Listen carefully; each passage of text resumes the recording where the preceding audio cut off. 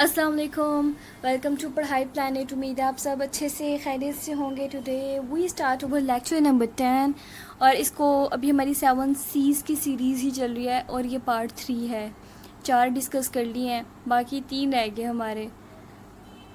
So let's get started. ये इतना लंबा नहीं जाएगा, छोटा सा है, जल्दी से क्लियर हो जाएगा और आपने इन सब का बहुत ज़्यादा अच्छे से माइंड में रखना है किस चीज़ का क्या क्या मतलब है। ओके, दोबारा वॉच करनी है, दोबारा वीडियो वॉच करो, लेकिन माइंड में बिठा लो कि किस चीज़ का क्या क्या मतलब है। ओके, क्लैरिटी क्या होती है? आप जब बात करते हो ना किसी से, कुछ लोगों का लहजा ऐसा होता है कि हमें नहीं समझ आ पाती कि वो क्या बोल रहे हैं। वो कहते हैं प्लीज़ रिपीट कीजिएगा, प्लीज़ रिपीट कीजिएगा। तो ऐसा नहीं करना। आपकी बात में या आपके बोलते टाइम आवाज़ बहुत ज़्यादा क्लियर होनी चाहिए, वाज़ेह होनी चाहिए, हर एक लफ्ज़ को अच्छे से अगला बंदा समझ सके। कुछ लोगों को होता है ना मम्बलिंग करने की आदत, मुंह में बोलते रहते हैं, समझ ही नहीं आता, तो ऐसे नहीं करना। अब यहाँ पे देखिए उन्होंने कितना प्यारा सा छोटा सा गोल्डन रूल भी दिया है। When in doubt, use some more familiar words और audience will understand them better। कि जब भी कोई ऐसे डाउट वाला चीज़ हो ना, जैसे भी कोई ऐसे कोई चीज़ शक पैदा कर रही हो, तो जब आपने फैक्ट्स और फिगर्स को डिस्क्राइब कर रहे हो तो आपने बहुत ज़्यादा सिंपल वर्डिंग यूज़ करनी है। वो वर्ड ज़्यादा यूज़ करने जो फेमिलियर हो, अगले बंदे को समझ आ जाए। ज़ाहिरी बात है, आप मतलब ऐसे किसी मतलब पॉइंट पे आप खड़े हो कि अगले बंदे को सही से समझ नहीं आ रहा, उसको शक पड़ रहा है कि भाई इसका क्या मतलब लो। तो आप अगर उसको कोई एडवांस इंग्लिश वाला कुछ बोल रहे हैं ना, तो उसको नहीं समझ आएगा। वो पहले घंटा ये सोचेगा इस चीज़ का मतलब क्या है।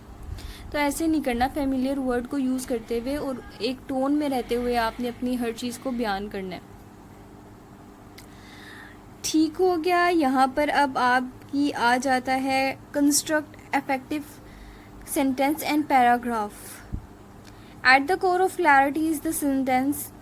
Importance characteristics to consider are. कौन कौन सी इंपॉर्टेंट करेक्टरिस्टिक्स हैं? Length, unity, coherence, emphasis. सबसे पहले लेंथ को डिस्कस कर लेते हैं, ठीक है। इसको वन बाय वन डिस्कस करेंगे तो ज़्यादा अच्छे से समझ आएगा। लेंथ क्या होता है? Try an average sentence length of 17 to 20 word. कि आपकी एवरेज होनी चाहिए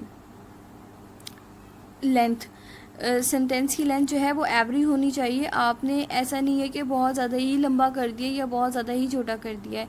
आपको पता होना चाहिए कि आप कितने अच्छे तरीके से कितने कम टाइम में विदाउट एनी लेंथ उसको डिलीवर कर सकते हैं। Unity mean that you must have one main idea.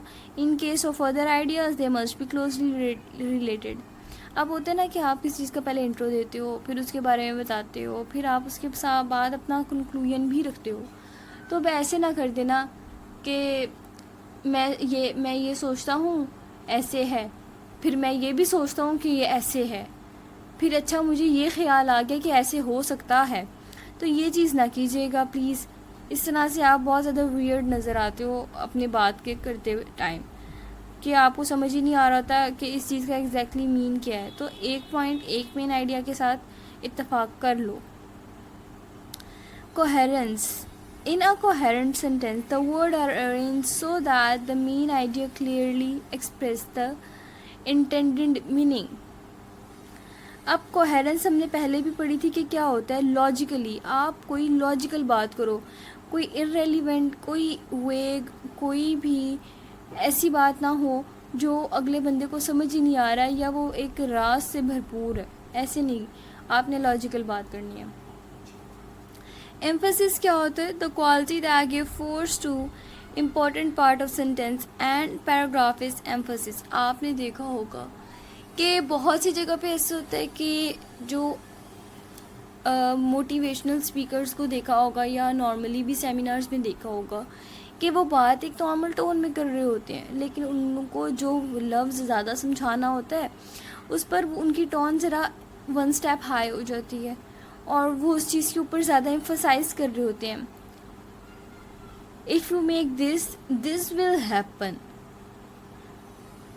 If you go where, then you meet that person. तो इस तरह से ना कुछ चीज़ें ऐसी होती हैं जो आपने अपनी बात के द वे ऑफ टॉक के ज़रिए आपने उसको एक एम्फसाइज वे में दिखाना होता है या आपने उसको कन्वे करना होता है।